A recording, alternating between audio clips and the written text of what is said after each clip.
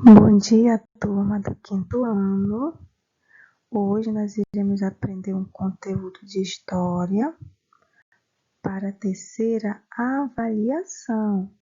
Estão preparados? Vamos lá?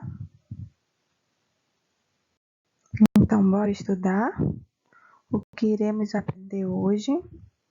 Então, hoje o nosso conteúdo é sobre os meados do século XX. O que foi que aconteceu nessa época? Então, nós vamos falar de dois momentos em especial, sobre a Era Vargas, que foi um acontecimento muito importante nesse século, e também sobre a República Populista, que também é um momento muito importante da gente aprender, tá bem?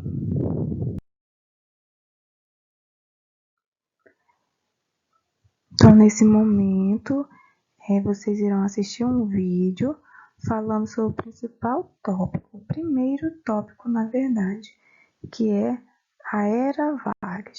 Então, nós iremos aprender o que foi a Era Vargas, como foi que aconteceu, quem foi que governou. Então, tudo isso nós iremos aprender nesse vídeo. Vamos prestar bastante atenção, vamos nos concentrar, tá bem? Vamos lá? A Era Vargas mudou para sempre a história do Brasil. Foi nessa época que as mulheres conquistaram o direito ao voto e as leis trabalhistas foram criadas, por exemplo. Antes que eu dê muitos spoilers, vamos voltar lá para o início disso tudo, na República Oligárquica. Em 1926, o Brasil funcionava de acordo com a política do café com leite. Se você não se lembra, tem um vídeo aqui no canal explicando, mas, resumidamente, era um revezamento de presidentes entre São Paulo e Minas Gerais. Esse esquema funcionou perfeitamente por 36 anos, até que o presidente paulista Washington Luiz decide estragar tudo. Ele indicou como seu sucessor outro paulista, Júlio Prestes. Desse jeito, ele estava rompendo com a política do café com leite, já que, segundo a lógica, era hora de nomear um sucessor mineiro. Assim, o governador de Minas ficou boladíssimo e chamou toda a galera que estava insatisfeita para criar a Aliança Liberal. Esse partido novo contava com tenentistas, empresários, industriais e a classe média, mas principalmente os militares. Eles tinham como objetivo reformar a política e economia do país, declarando o voto secreto e implementando reformas trabalhistas. Dessa forma, eles lançaram nas eleições Getúlio Vargas concorrendo como presidente e João Pessoa como seu vice. As eleições aconteceram em março de 1930 e a chapa do paulista Júlio Prestes saiu vencedora. Tudo bem, até que em julho, João Pessoa, o vice do Getúlio Vargas, foi assassinado. O responsável pelo seu crime foi Duarte Dantas, seu adversário político, que era um advogado e jornalista apoiado pelos coronéis. O governo federal acabou como culpado por esse atentado, e a partir daí é claro que a galera da Aliança Liberal ficou empoderadíssima, criando uma rede de contatos militares para depor o Washington Luiz. Dessa forma, em 1930, eles ajudaram Getúlio Vargas a realizar um golpe de Estado, e assim se tornar o próximo presidente. Esse acontecimento ficou conhecido como Revolução de 1930 e deu início à Era Vargas. A partir daí, se iniciou o governo provisório, onde Vargas tinha o objetivo de centralizar o poder em si, com o apoio dos seus amigos tenentes, e reformar o modelo político brasileiro, para que nenhuma oligarquia encostasse no poder novamente. Para isso, ele anulou a Constituição de 1881 e simplesmente expulsou os governadores de estado, colocando no lugar a galera de sua confiança, os interventores. Beleza, e a economia? Lembra que a principal atividade econômica do Brasil era o café? Que a crise de 29 as vendas foram para o fundo do poço? Para evitar a queda no grão, Vargas ordenou que queimasse o que fosse produzido em excesso. Foram 78 milhões de sacas, quantidade suficiente para garantir o consumo mundial do produto durante 3 anos. Acontece que ele não era tão bobo e sabia que o café já estava em decadência, por isso começou a investir pesado na industrialização, com o objetivo de substituir as importações. Ou seja, para você parar de importar dos gringos e comprar um produto industrializado BR, alimentando o mercado brasileiro ao invés de tirar o dinheiro do país. E onde está a oligarquia paulista no meio disso tudo? Eles estavam boladíssimos com Getúlio Vargas. Os paulistas tinham perdido todo o poder com a entrada do interventor, que era um militar, e não estava nem aí para os interesses da elite cafeeira. Assim, essa galera organizou vários comícios exigindo a nomeação de um interventor paulista e civil, alguém que fosse parceiro deles. Para abafar toda essa confusão, Getúlio concede o desejo deles, criando ainda por cima um código eleitoral inovador. A partir de agora, o voto seria secreto, obrigatório e permitido a mulheres. Mas nem assim os paulistas ficaram de boa. Eles exigiam uma Constituição, já que no momento não tinha nenhuma, e novas eleições de imediato. A onda de manifestações se transformou em uma guerra civil que durou 2 meses, chamada de Revolução Constitucionalista de 1932. Eles falharam, mas pelo menos pressionaram um pouco Vargas, que a partir disso convocou novas eleições em 1933, para que formasse uma Assembleia e uma Constituição. Assim, em 1934, nasce a nova Constituição, estabelecendo o mandato presidencial de 4 anos, o alistamento obrigatório, o ensino primário gratuito e a proibição do trabalho infantil, entre várias outras medidas. Dessa forma, são realizadas eleições indiretas e Vargas é eleito legitimamente presidente do Brasil, o que dá início ao governo constitucional. Essa época foi um reflexo do que estava acontecendo na Europa, o crescimento de movimentos extremistas, que eclodiram na Segunda Guerra Mundial. No caso brasileiro, esse cenário favoreceu a radicalização da política. Na extrema-direita, foi criada a Ação Integralista Brasileira, a AIB, inspirada no fascismo italiano. O fascismo foi uma ideologia autocrática que predeceu a Segunda Guerra Mundial, e se você não entende muito os seus conceitos, tem um vídeo especial aqui sobre. Assim como na Europa, os integralistas defendiam a consolidação de governo centralizado, o anticomunismo, o nacionalismo exagerado, o tradicionalismo religioso e eram contra o liberalismo. Já no outro extremo, temos a Aliança Nacional Libertadora, a ANL, grupo que tinha como inspiração o comunismo. O líder deles era o famoso Luiz Carlos Prestes. Sim, o formador da Coluna Prestes, movimento tenentista que tentou derrubar as oligarquias lá em 1920. Os principais ideais da ANL eram o combate ao fascismo, a reforma agrária, a luta contra o imperialismo e a revolução por meio da luta de classes.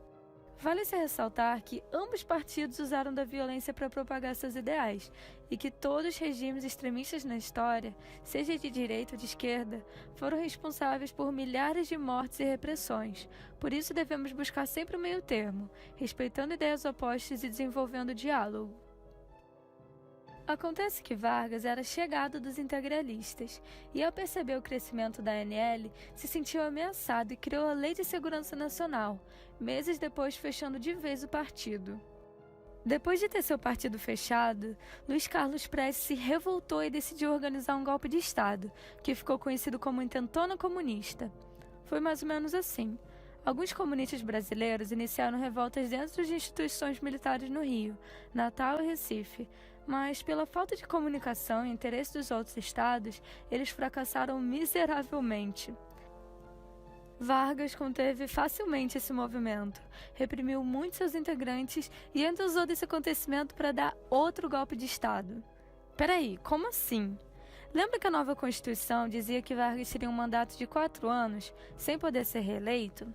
Acontece que Getúlio não estava muito afim de deixar o poder, assim começando a planejar o golpe do Estado Novo. Mas você sabe como ele fez isso? Em 1937, já no último ano de seu mandato, ele transmitiu na rádio Hora do Brasil um anúncio que assustou o país inteiro. Foi descoberto um documento comunista com planos de assassinar e sequestrar autoridades políticas, gerando caos no Brasil. A União Soviética está por trás de tudo. A partir do medo que esse documento gerou na população, Getúlio declarou estado de guerra contra a ameaça vermelha. A partir disso, ele fechou o Congresso Nacional e passou a ter controle total sobre os poderes. Getúlio ainda fez uma nova Constituição, totalmente autoritária, que ficou conhecida como Constituição Polaca. Agora, olha só que safadeza. Na verdade, não existia nenhuma ameaça comunista. Isso foi tudo um plano da Ação Integralista Brasileira, AIB, para que Getúlio pudesse dar o golpe e continuar mais 8 anos no poder. Esse documento falso ficou conhecido como Plano Cohen e foi a maior fake news que o Brasil já viveu. Assim, se inicia o Estado Novo, ou ditadura varguista, já que a nova Constituição era super centralizadora, dando a si mesmo muito poder para mandar na coisa toda. A partir do golpe, Getúlio acabou com as eleições e com os partidos políticos, nomeando de novo interventores para cada estado, só a galera da confiança dele, dessa forma diminuindo a autonomia federativa. Getúlio também concedeu vários direitos trabalhistas, um movimento conhecido como populismo, que aconteceu de forma parecida na Argentina de Juan Perón. Entre as medidas populistas estava a criação do salário mínimo, da carteira de trabalho e da justiça trabalhista. Com essa estratégia, ele evitava que o povo fizesse greves e se juntasse aos comunistas. Ao mesmo tempo que Getúlio tinha um vínculo forte com as classes baixas, ele garantia apoio e benefícios aos empresários e banqueiros, que enriqueciam muito no seu governo. Por isso, Vargas é chamado de pai dos pobres e mãe dos ricos. Na verdade, essa imagem de bonzinho que ele gerava era só fachada para conseguir manter seu controle. Tinha até um departamento do seu governo dedicado a cuidar disso, o Departamento de Imprensa e Propaganda, DIP. Lá eles controlavam toda a rede de informações, como jornais e rádios, para que retratassem Vargas como o líder lindo, perfeito e amigo da nação, o que, cá entre nós, já era algo muito praticado na Europa para alienar a população. Hitler, Mussolini, Stalin, por exemplo, eram os mestres do marketing. A DIP também censurava as ideias opostas ao governo e perseguia os responsáveis. O Estado Novo também ficou famoso pela intervenção do Estado na economia. Vargas estava incentivando mais ainda a industrialização, pela substituição de importações. Com o dinheiro acumulado pelo café na República Oligárquica, a burguesia passou a investir mais ainda nas indústrias de base, como siderúrgicas e hidrelétricas, que dariam muito suporte para as demais indústrias que surgissem. Era muito importante que o Brasil já tivesse seus próprios produtos industrializados, porque com a Segunda Guerra chegando, eles não teriam como importar dos gringos, já que as indústrias europeias estavam voltadas para a produção de armas e equipamentos. E esse não foi o único impacto que a Segunda Guerra teve no Brasil, não.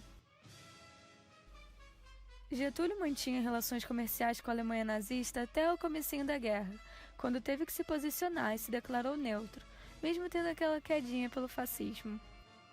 Em 1942, Vargas viu que estava dando ruim e rompeu as relações com os países do eixo, o que resultou em 6 navios brasileiros atacados pelos alemães.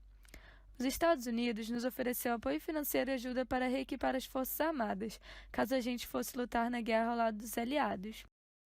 Vale ressaltar que nós já éramos parceiros dos Estados Unidos, por causa da política da boa vizinhança com os países da América Latina, uma forma deles exercerem uma dominação política e econômica sobre nós.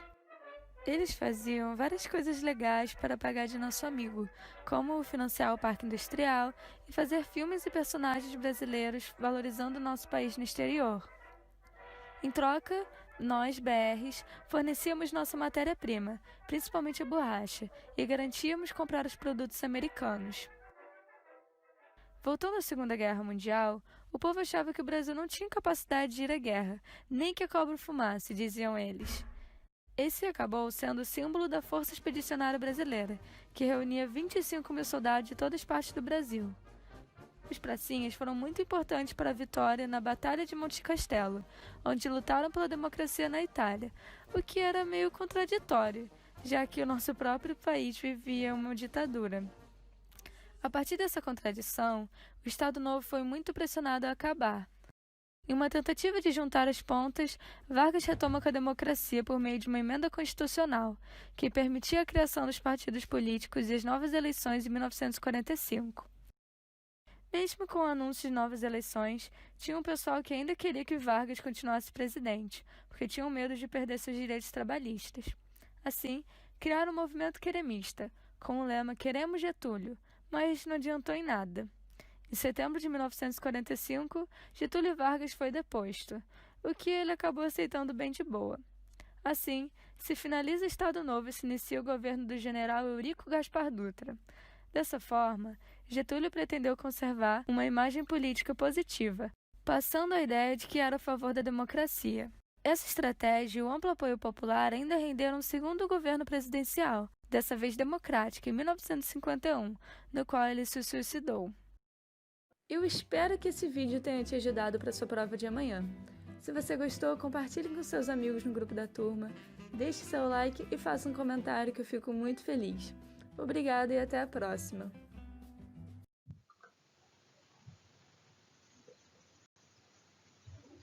Pronto, já vimos, sobre a Era Vargas, o que foi a Era Vargas.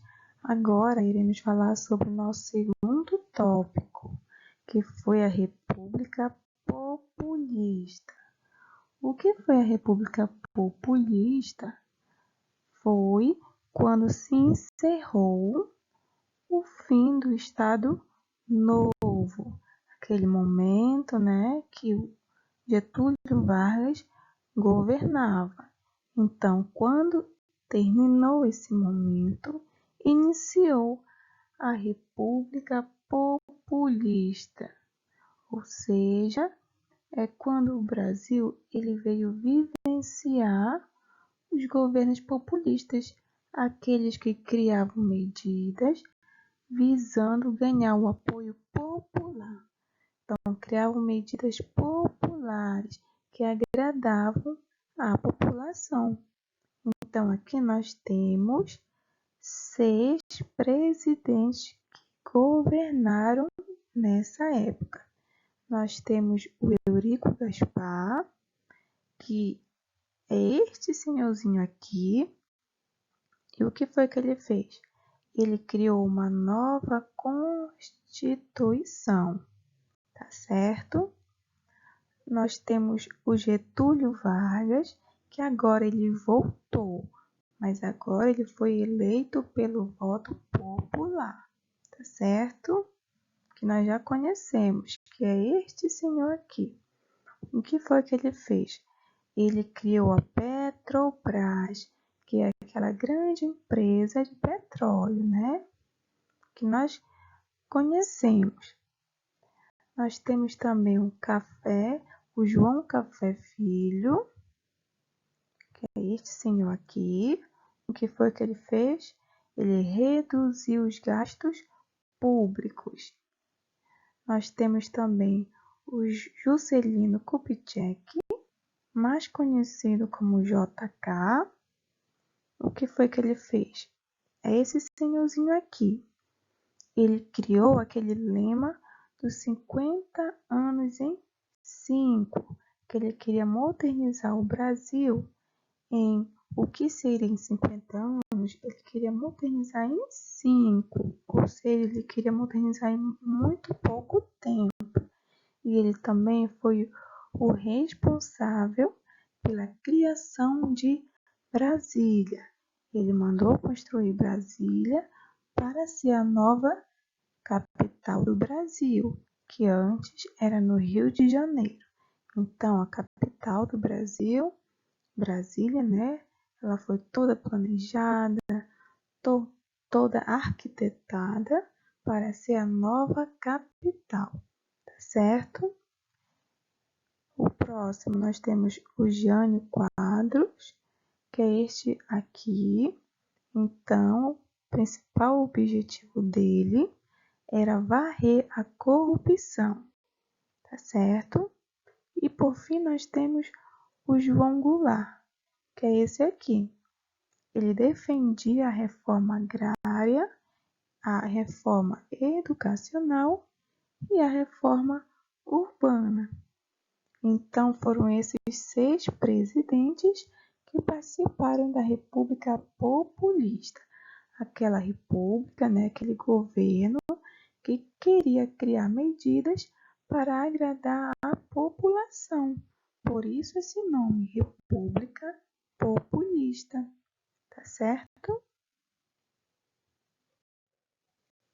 Então agora chegou a hora de vocês. Quero ver se vocês aprenderam mesmo. Então vocês irão fazer a atividade do livro na página 429 atividade 1 e 2. Na página 431, a atividade 1. Na página 433, atividade 1, 2 e 3. E na página 438, questão 1, 2, 3 e 4. Essa página aqui já é referente sobre a República Populista, tá certo? Essa última página aqui. As 3 primeiras páginas é sobre a Era Vargas, sobre o Estado Novo, tá bem? Então é isso e até a próxima aula.